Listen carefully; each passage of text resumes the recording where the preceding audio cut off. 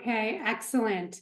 So I'm really truly delighted to be here today to speak about women's health, particularly perimenopause and menopause and postmenopause, which I will explain in a little bit, which has been a passion of mine for years.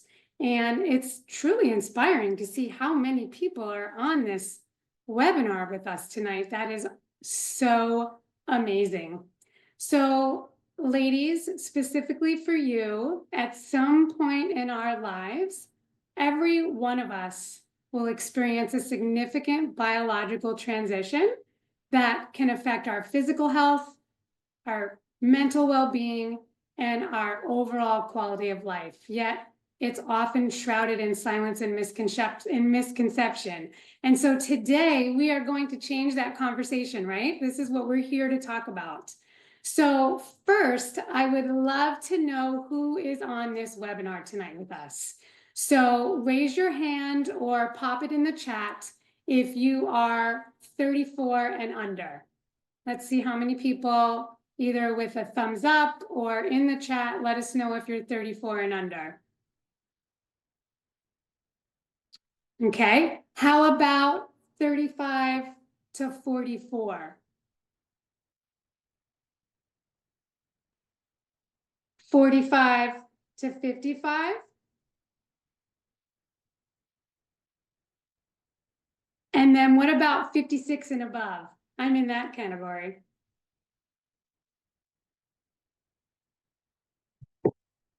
Okay. Oh, it looks like the 56 and above gets the biggest amount of hands raised this time again. Excellent. Oh, somebody just said 50 tomorrow. I saw that. Oh, yay. Love, love, love, love. Okay, awesome. So let's start with some definitions. If you can scroll to the next slide, please, for definitions. So perimenopause is the period of time when our ovaries start to produce less estrogen and your body is starting to transition into menopause, okay? And this can begin as early as your mid-30s and can last for up to 10 years. Menopause officially begins 12 months after your last period. So literally, as of the definition currently, menopause is the one day when you haven't had your period for 12 months. And the average age for menopause is 51, but it can occur between the ages of 45 and 55. And of course, this marks the end of our reproductive years. And then our ovaries significantly reduce the production of both estrogen and progesterone. And that's going to make more sense in a little bit. If you can scroll to the next slides. Yes, please just pop through a few more slides.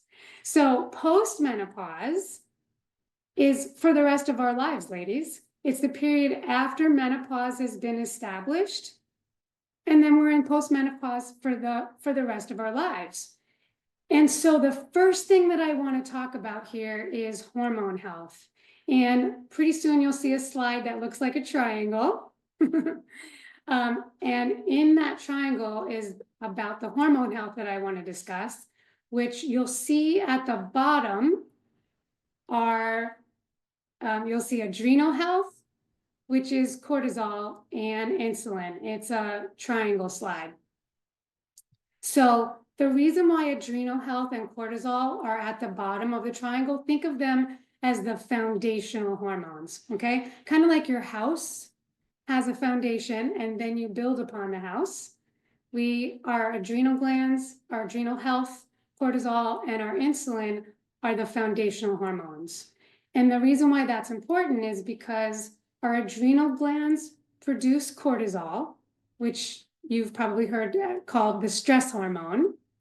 And chronic stress can lead to adrenal fatigue and cortisol imbalance. And cortisol will affect our metabolism, our immune system, our immune response, and also how we manage stress. And so symptoms of adrenal fatigue or adrenal imbalance would be fatigue, mood swings, weight gain, sleep issues, things like that. Then we want to take a look at insulin.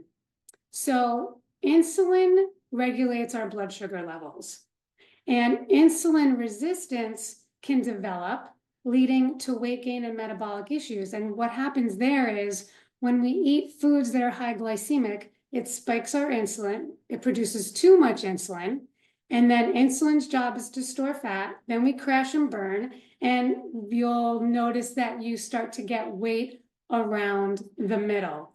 So again, symptoms of insulin imbalance would be increased hunger, because when what goes up must come crashing down. When it crashes, then our brain thinks that we're starving.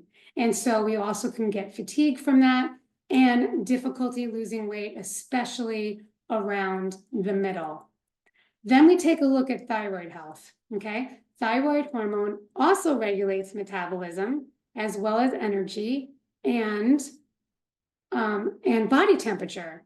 So symptoms of your thyroid being out of balance would be fatigue, weight changes, mood swings, hair loss. You see a theme here, right? Like it's not necessarily the loss of our sex hormones, the estrogen and progesterone. It could be other things as well, like in this triangle of the hormone health that I'm explaining to you.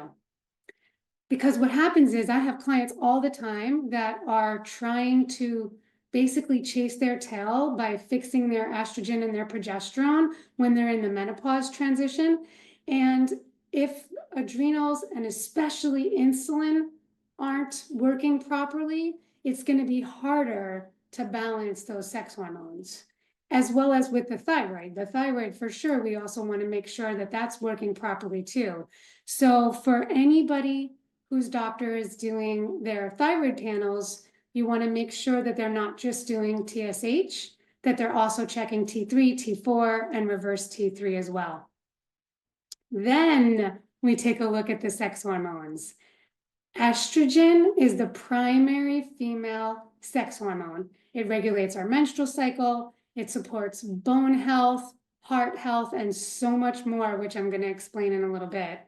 And then our progesterone is what our body uses to prepare the uterus for pregnancy. And it also balances estrogen effects. And even when we're no longer in childbearing years, progesterone does play a role in how we feel and how we sleep too. And then of course there's testosterone. Women, we do have testosterone, and that's present in smaller amounts than men, and it helps contribute to libido and also muscle mass. So for tonight's webinar, I want to talk more about why estrogen matters. So you can flip to the next slide, please.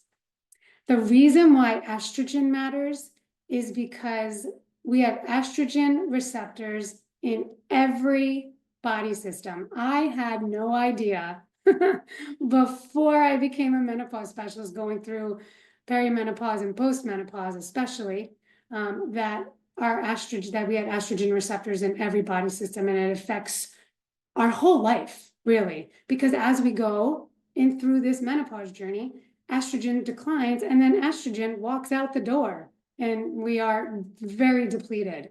So there are so many different areas. I'm going to quickly give you an overview. So estrogen affects our reproductive system. It helps maintain pelvic floor, muscle strength, and also helps to support vaginal lubrication and elasticity. So declines would lead to menstrual irregularities, and then of course, eventually cessation of your period. It affects our bones. This is estrogen affecting all of these things. Estrogen promotes bone formation and helps maintain bone density. So decline will increase your risk of fractures and osteoporosis. I just had another bone density done last week, and November, I am 5 years post-menopause. It was surgical menopause, and I'll get into that a little bit later, talking about my story, but I was shocked at how my scores basically increased towards osteoporosis just after being postmenopause. It's amazing how it really makes a difference. Estrogen really plays a role in our brain as well. It influences our mood regulation, our emotional response. It supports memory and concentration. It also helps regulate our body temperature, which is relevant to hot flushes and night sweats. And a decline in estrogen may contribute to, therefore, mood swings, depression, cognitive changes, anxiety. Like the brain issues for me was, because I'm still going through this process of balancing myself out, I feel like was one of the hardest things for me to realize, because I literally thought I was going crazy.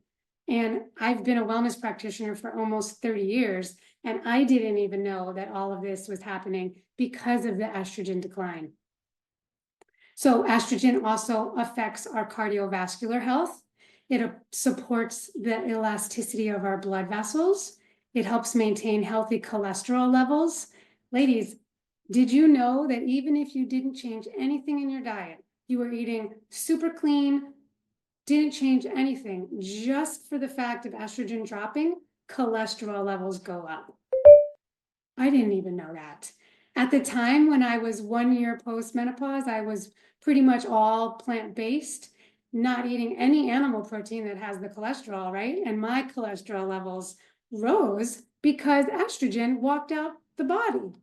It's pretty amazing how all of this works. So the decline in estrogen also affects our skin.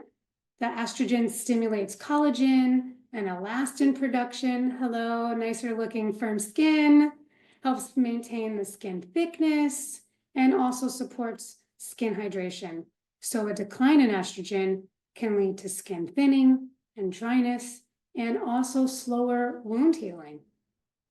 It affects our urinary system. So estrogen helps to maintain the health of the bladder tissue. Anybody ever have a hard time not going to the bathroom? Like I remember there was a time, just a short time ago, that if I was able to go 3 hours without peeing, without urinating, it was a big deal. Like I wasn't able to not go to the bathroom. It was so crazy. And it was because of the estrogen decline. So like the decline of estrogen in the urinary system may increase the risk of urinary incontinence and increased UTI risks as well. So you definitely want to go see your doctor if any of those things are happening. Estrogen also affects our breasts. It affects our breast density, and also changes in levels will affect our breast size and our breast shape during menopause. Estrogen also affects our liver. I wasn't kidding when I said every body system. With our liver, it will affect how cholesterol is metabolized, and also the changes in estrogen can impact how medications are metabolized. So sometimes medications will be responding differently. Muscles, ladies, the estrogen supports muscle mass and strength. It affects our muscle recovery after exercise, and a decline in estrogen can contribute to something that you may have heard called sarcopenia. That is age-related muscle loss. Even if you were exercising, just a decline. So we have to like make sure that we're doing proper exercise, and make sure to get with your fitness professional or your doctor to get you on a good protocol that's going to make sure to help with your bones and your muscles. It also affects our gastrointestinal tract.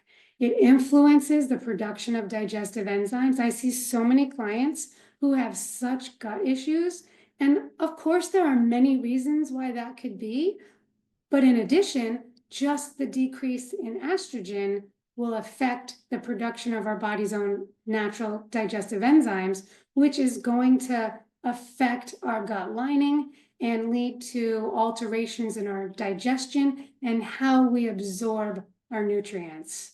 So the key takeaways in all of this is that estrogen is far reaching. And I want every single one of you to know and spread the message that you are not going crazy. These things are physically and mentally happening to our body as estrogen decreases and walks out the door, okay? And will affect multiple body systems, but the decline of estrogen during menopause can lead to a diverse range of symptoms and health considerations. So the symptoms that I may have experienced are going to be different from Charla, will be different from any one of you that are on this webinar. Every woman is different. And so understanding estrogen's roles is important so that we can understand that there are a variety of changes that women may experience going through menopause. You may not experience all of them, or you may experience more some than others, okay? And so knowing this underscores the importance of truly taking a holistic approach to menopausal health. Because while estrogen decline is universal in menopause, like I said, its effects can vary greatly among individuals. So you really want to be aware of what's going on, and the awareness of estrogen's multiple roles can really empower us women to take proactive steps to managing our health during this transition. Because remember, it's perimenopause, menopause, and then we're postmenopause for the rest of our lives. So the next slide, I'm going to talk about some menopause symptoms. There are so many different studies out there. You've probably heard there are 34 symptoms. I have so many menopause medical professional specialists that I know. They're medical professionals that specialize in menopause. They're talking about 74 and even 100 plus symptoms that are now associated with menopause. And there are so many symptoms. It could be a regular, I'm not going to talk about every single one of them, but I'm going to give you quite a few. Irregular periods, the brain fog, the memory loss, anxiety, hot flushes, night sweats, sleep disturbances, fatigue, weight gain, especially that weight around the middle because of that increased belly fat. Estrogen decreasing literally can create increased belly fat on its own, which is why it's so important to make sure that you're keeping your insulin from spiking, because you certainly don't want to add fuel to that fire, right? Also, hair changes, vaginal problems, bladder problems, mood shifts, heart palpitations, sexual dysfunction, cholesterol levels changing, muscle or joint aches, frozen shoulder. I actually have known quite a few of my clients that have had frozen shoulder because of the estrogen loss. Dry eyes, I had that one too. Weak or brittle nails, itchy skin, tinnitus, and tingling or shock-like feelings in your arms, legs, or feet, and so much more. So it's really good to understand that you are not going crazy. These things really are happening. So in postmenopause, they say that sometimes symptoms get worse, especially if it's surgical menopause, but that postmenopause, after time, that the symptoms will decrease as your body and brain adjust. There's really not a whole ton of research on that. And I can tell you, like I said, next month I'm five years post-menopause, and I haven't seen my body and brain adjusting yet. I'm still waiting for that to happen. So I'll share with you a little bit about my personal story so that you know that I'm not just preaching this. I completely understand from a personal level too. Looking back, I would say that I was in perimenopause for over a decade because of all of these symptoms that I now know are associated to this. And I really thought that it was just a sign of aging. I had no idea that the decline in estrogen could or was affecting my life. And thank goodness, because of what I do for a living and my passion for living a healthy lifestyle, my USANA supplements that I take, they were really helpful in easing common menopausal symptoms. However, in November of 2019, I was 53 at the time. I had a complete total hysterectomy. They thought I had cancer. I had a fibroid as big as my uterus, and I'm also BRCA2 gene positive.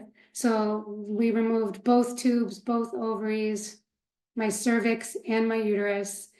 And I'll tell you what, after a year post-surgery, I thought I was literally losing my mind, and I thought it was the beginnings of Alzheimer's.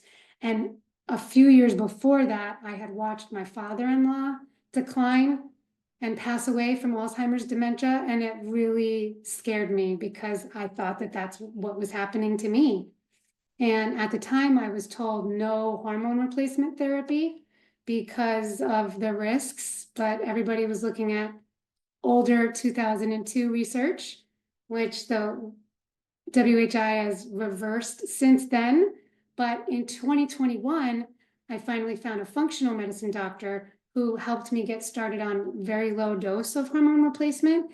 And that really did help some of my symptoms, but then they started to get worse. I had brain fog, memory issues. The anxiety was so bad that I felt like I was a scaredy cat. Like, you know, when you see a cat jump like a scaredy cat, that was me. And I hired a therapist and I started doing EMDR therapy.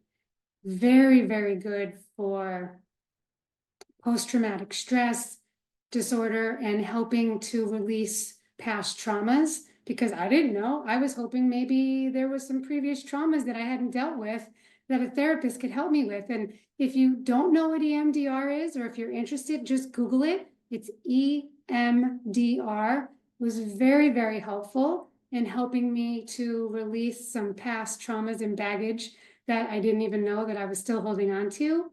But it wasn't enough as far as my menopause symptoms. Felt like my nervous system was on fire. My sleep there was not good sleep.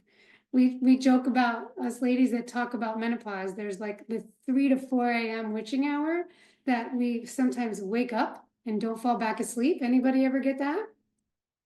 And I'm a gal that loves to get 8 hours of sleep, and I was lucky if I was getting 3 hours. Sound sensitivity got really bad. My body aches increased. My TMJ got worse. My hair was falling out, even though my thyroid was great. My iron levels were great, like all the other things that I was looking at. The tinnitus, I had that. The tinnitus, the noise in my ears got so bad, it was like I couldn't quiet it down. I heard it all the time. And then my nails started splitting and my skin started sagging and all of those different things. And then finally, in January of this year, 2024, like I said, I was very, very concerned about my mental health. And that's when I had started with that therapist. And then in May of 2024, because remember, I was already working with a functional medicine doctor, but they weren't a menopause specialist. And so finally, in May of 2024, I went onto menopause.org, clicked find a menopause practitioner, put in my zip code, found a doctor who was specializing in menopause, and then started working with her. And now we are on the road to making my life better and therefore making my husband's life better. So if anybody is looking for a doctor that is specializing in menopause, you want to take a look at menopause.org. I'm pretty sure it was North America Society for Menopause, but if it isn't in the country where you are, then just Google something about find a menopause specialist, and hopefully you'll be able to find somebody. So let's go to the next slide, because now what I want to share with you are some lifestyle tips that will help empower your menopause journey. So now you know all about the things that could happen. Let's empower you with some lifestyle tips that are going to help your menopause journey, regardless of where you are in that journey. So first, you're going to want to make sure to eat an anti-inflammatory, low glycemic diet. Okay, this is going to help to stabilize your blood sugar levels, which I already said could fluctuate during menopause anyway, just because of estrogen decline. So this may help manage weight and reduce our insulin resistance. And you always want to make sure to pair carbohydrates with proteins and healthy fats to slow their absorption. And by focusing on whole nutrient-dense foods, you're going to help balance your hormones, which will help you to manage your weight better and also reduce inflammation throughout your whole entire body. Okay? You want to make sure you're adding in dark fruits and vegetables more regularly, like every day, and buy organic when you can or if you can. And if you're wondering which vegetables or which produce are necessary to buy organic, just Google Dirty Dozen and Clean 15. Those will give you an idea of when you're on a budget, which are the produce that you would want to spend your money on organic over other ones that may not be as necessary. So because the vegetables are so important, they're going to help your overall immune function. They're going to have the organic produce will have higher nutrient content and fewer pesticides. And you want to aim for a variety of colors to ensure diverse nutrient intake. And then also it really helps with the fruits and vegetables because they are rich in antioxidants, which are going to help combat oxidative stress and again, reduce that inflammation, okay? Number 3, getting adequate protein. You want to know your amount and make sure that it's quality, whether you're plant-based or not. I hear lots of people that come to me that are completely plant-based and they don't think they need to eat as much protein, and everybody needs the protein because it's crucial for maintaining muscle mass as the metabolism slows as well, okay? The protein is also helping support our bone health, and it promotes satiety so that you actually feel full instead of feel like you always want to keep eating.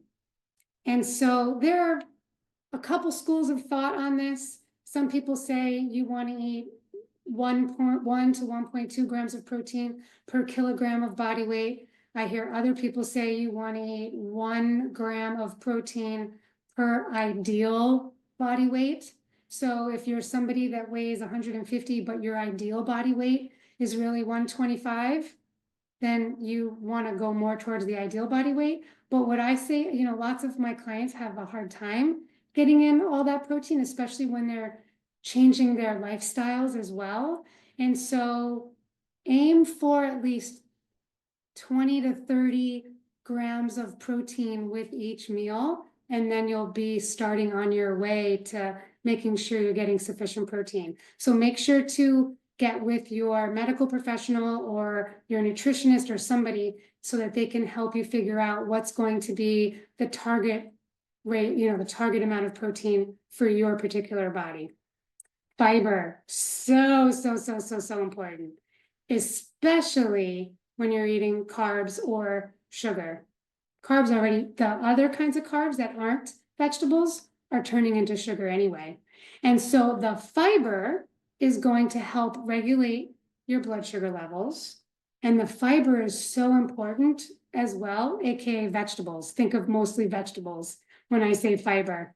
It helps to promote feelings of fullness, and it aids in weight management as well. You'll see the difference in eating 2 to 3 cups of vegetables with your protein and some essential fat versus eating some rice with some protein. You're going to be hungry in an hour, or maybe even still hungry as you're eating. So you want to aim for a minimum of 25 to 30 grams of fiber daily, more if possible. But if you're just starting to increase your fiber, then increase slowly and make sure that you drink enough water so that you don't get constipated, okay? So for an example, I've been doing this for a very long time. And I'm close to 30 years now being a wellness practitioner, and my breakfast alone typically has 22 grams of fiber. I have my Nutrimeal Free Active.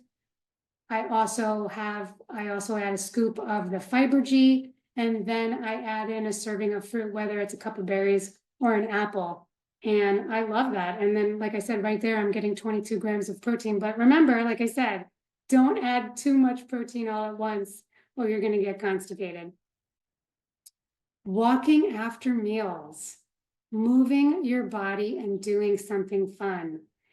This helps to aid digestion, and it also helps to regulate blood sugar levels. Even going for a 7-minute walk or doing some squats and some biceps after you eat dinner. The reason why it's so helpful is because the muscles that you are using in doing exercise or walking are going to help pull the glucose out of your blood levels, out of your bloodstream, so that you aren't going to spike your blood sugar as much.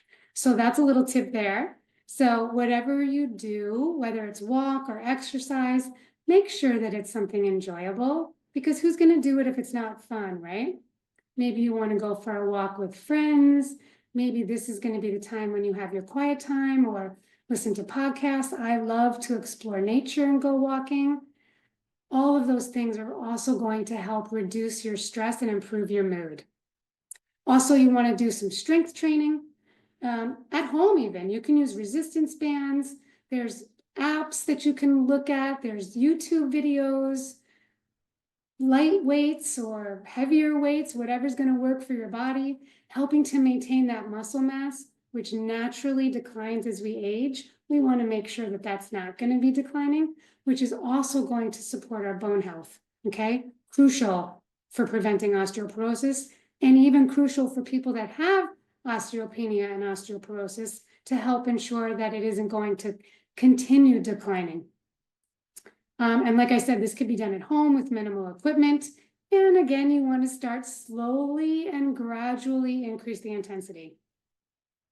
Then I have 2 more tips. Number 7 is stress reduction. Learn to meditate or incorporate some kind of mindfulness practice or breathing exercises. It's really going to help manage stress and anxiety. Man, when I was going through that anxiety, I thought, how much meditation and breathing exercises can somebody do? But it's really, really, really helpful. Every single morning I start my day out. I love the Calm app and I listen to the daily Calms. And I do that even before I get out of bed to get grounded in how I want to start my day. So with the stress reduction, whether it's meditating or breathing exercises, and by the way, meditating doesn't mean like sitting with your legs crossed going om like I used to think it was. And meditating also doesn't mean that you're going to completely clear your mind. I remember when I started meditating, it used to stress me out because so many thoughts were coming in my head and I thought I was supposed to have a blank brain. It isn't that. Meditating is being able to be calm amidst the noise as well. Okay, so you can start with short sessions, 5 to 10 minutes, gradually increase. You can even do a 16-minute boxed breath. That's a very good breathing exercise. And you can do this boxed breathing in 2 ways. You can either breathe in for 4, hold for 4, breathe out for 4, hold for 4. And some people like to breathe in for 8 and then breathe out for 8. And it's amazing how just that, even me just saying that calmed me down a little bit. It was like, oh, I can relax. I love public speaking, but it still, I'm sure, increases some of my cortisol. So the point is, it doesn't have to be all or nothing, okay? And tip 8, consistently take your supplements. Supplements are going to help fill your nutritional gaps in your diet, no matter how clean you're eating, because our soil is depleted of nutrients, and these nutritional supplements are what's going to help fill those nutrient gaps. And remember, consistency is key, okay? So whether you have to set reminders or incorporate some kind of daily routine that's going to help you remember to take your supplements after you eat breakfast and after you eat dinner. I typically recommend the Cell Essentials. Actually, for the supplements, I'm going to talk about that in a little bit. I'll go into that a little bit deeper. And So all of these things, the key is to remember that it's consistency and it's the small daily actions that are going to make a significant impact in your health. Not the big things that we do some of the time. It's the small daily rituals, the daily actions that we take that are consistently, that are going to make the biggest impact in how you feel. Okay, so key takeaways in this lifestyle tip, empowering your menopause journey. These lifestyle changes can significantly impact how you experience your menopause journey. You want to start with small, manageable changes. I don't expect you to do every single thing that I said. Pick the things that are going to work, and then once you get comfortable with that, then add another tip or two. And then listen to your body and adjust as needed. And of course, as always, consult with your healthcare providers for personal advice, customized specifically for your needs and concerns, okay? So remember that taking care of yourself during perimenopause can help ease the transition into menopause. And if you're already post-menopause, it's never too late. Anything that we can do to take a step forward in improving our health is going to help in our journey and how we feel from head to toe. Okay, next slide. So remember that taking care of yourself is an investment in your future health. The habits and the knowledge and proactive measures that you establish are going to significantly impact how you experience menopause and your overall health in your postmenopausal years. And remember, it's never too late and it's never too early to start prioritizing your health and your well-being. Ladies, I need you to know that you are not alone, okay?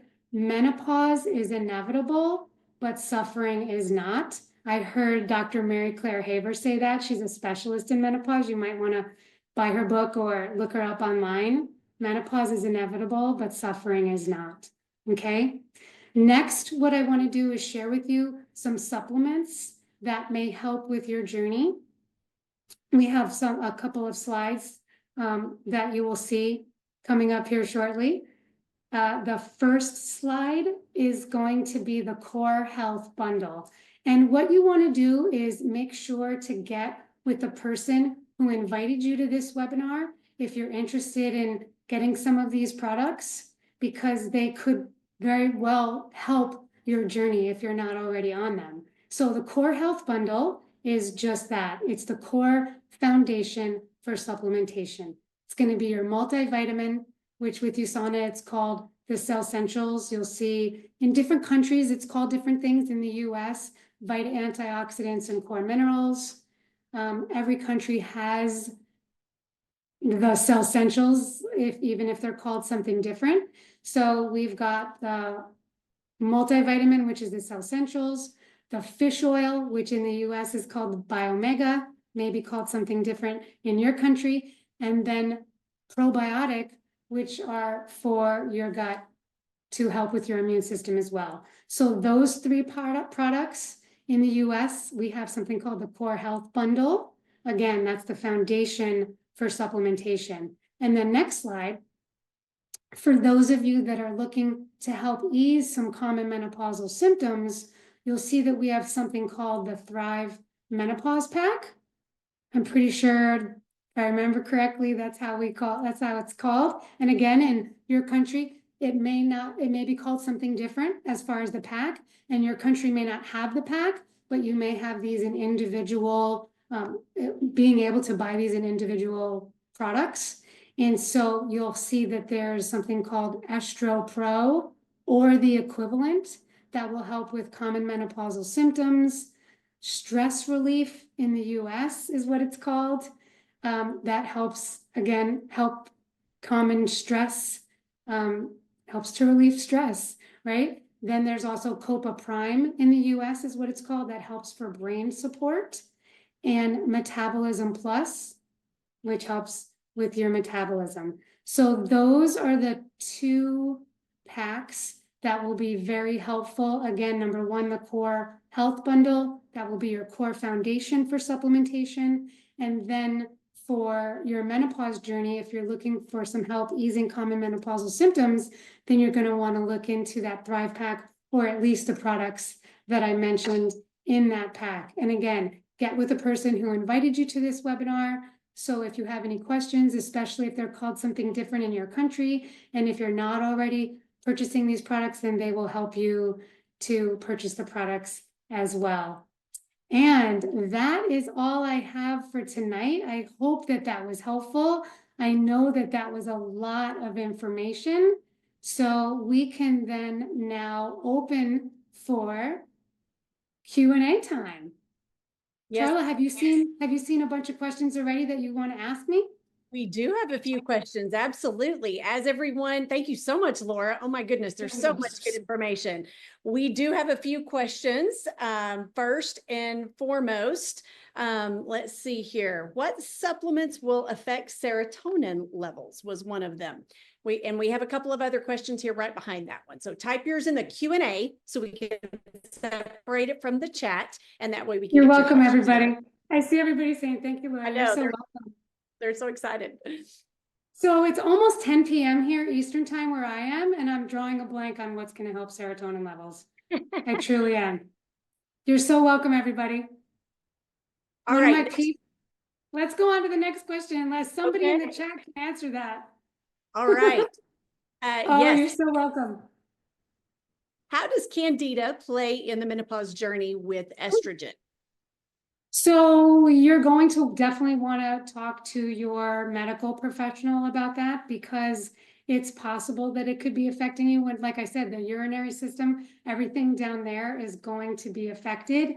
So there are so many things that can affect and give you Candida, extra yeast. And so it's really hard to know whether it's coming from estrogen or not, because I don't know you. Your medical professional is going to know whether there's something that specifically needs to be addressed, or whether it would be an estrogen issue. Good. Okay, next question here. I have a question about the products in the Thrive Pack. How and when should these supplements be taken? AM or PM, with or without food, altogether? Seems that the Metabolism Plus at night would be wrong, is the question. Gotcha. So that was a whole bunch of questions right there. Yes. So tell me the questions again. The Thrive. How would the Thrive Pack, when would they be taken? AM or PM? Gotcha. Okay. So you definitely can take them all together. I do that. And I agree. The Metabolism Plus, you wouldn't want to do it at night just in case it may affect your energy levels, but you always want to take supplements after food. It's going to help with better absorption. So I take all of my supplements, my core foundational supplements. I take extra vitamin D and calcium and menopause support supplements, and I take them after breakfast, and then I take them again after dinner. Good. All right, good question here. Can low estrogen affect the ligaments in the legs, thighs? It can affect everything. So again, you're really going to want to go to a medical professional for that. Maybe even an orthopedic person. For me, I know that it affected my joints, my bones, and my ligaments. That was me personally.